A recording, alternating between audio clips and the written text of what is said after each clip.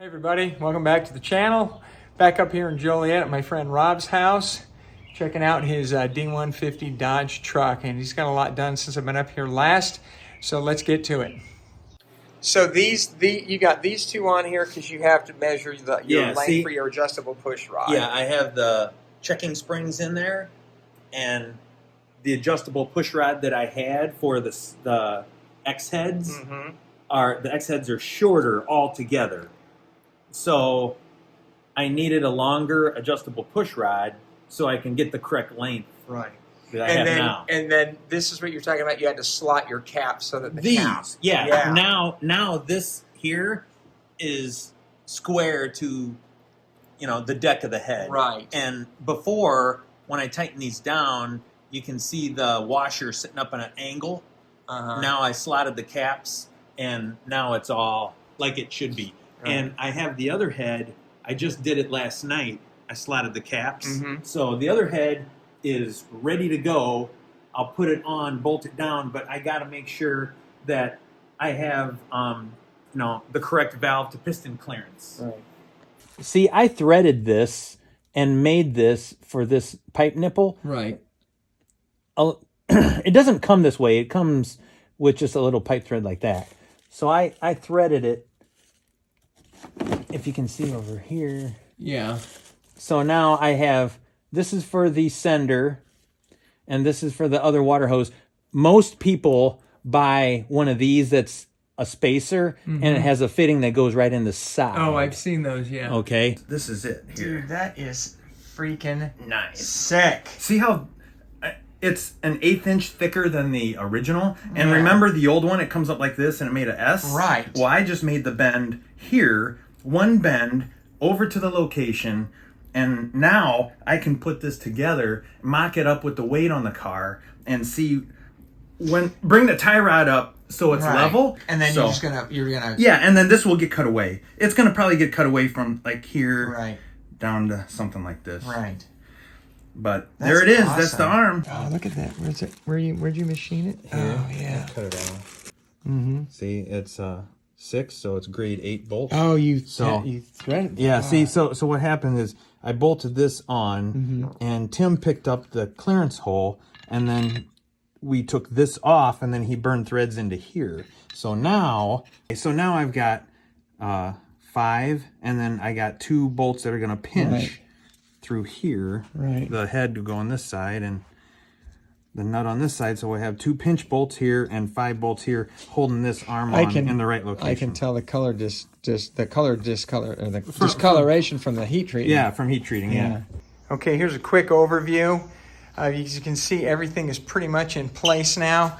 Got the front end is done with the new control arm extensions that he built off the knuckles so that he can get his steering geometry straight. We got the brakes done, all of the suspension's upgraded, the redhead steering box, which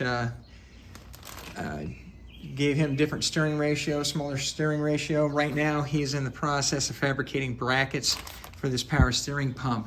Got the Sniper fuel injection is on there. Got to do a little bit of wiring and it'll be ready to run shortly. We got the clutch master cylinder for the 4-speed transmission that he got in here. This truck used to be an automatic. Got the upgraded brake booster from a late model Dodge truck. And we got the headers on.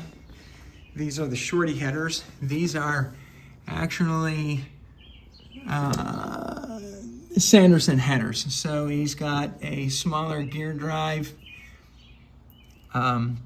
starter in there. You can also use the starter off a Dakota truck, which is also smaller in size, which will fit. Those headers clear everything perfectly. No interferences with the frame, and the engine's lowered 2 inches inside of the frame rails in the front, so those will exit out exactly where he needs them to. So move over to the other side, same thing. He has the remote oil filter set up on there, and these dump down in front of it at an angle so that he can get his pipes down there and still have a lot of ground clearance and keep the exhaust higher than the pan. So this thing's just about ready to rock. Once he gets this power steering pump thing figured out, we'll be able to get that on and mounted, and we'll be able to get this truck fired up. Over here on this side is running a fuel pressure regulator, also from Aeromotive. It matches the filter and the pump that he got for the tank. Got a liquid filled gauge for his fuel pressure. This here is an open vent to vent everything, and he's got it running into the Sniper fuel injection. Moving to the rear, we got the Dana 60 from Strange Engineering with the optional brake package. Got Willwoods side to side with the rotors that came from Willwood. He's got it mocked up right now, and he's got the paint ground off in order to weld the brackets onto the tubes for mounting onto the leaf springs. The leaf springs, if you've seen the other episode, we've got those flipped so that he's got 4-inch lowered in the back, and the 2-inch drop spindles with those new control arms gives it about a 2.5-inch in the front. This is the option. Now, this is a tank.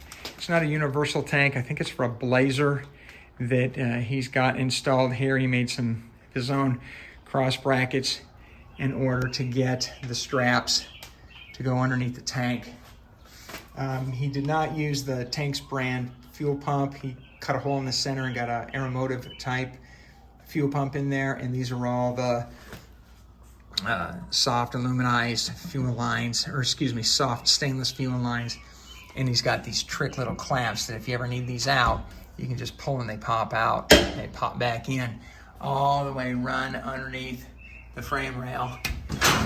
And this is the fuel filter that is accessible on the inside of the frame rail, so he can change his fuel filter. So what are you talking about? You got an X? Well, there's an X. When I cut this off the old shifter, right, this is facing the driver. Right. If when you cut it off, you cut the other one off. If I would have put this turned 180 degrees, yeah, then this is on the wrong side. It wouldn't work. Can only go in one way. Yeah. Yeah. So cool. I had to weld the thing in the correct. That's sick. That was a quick fix, though. Now you can have a pistol grip shifter in your truck. Yeah.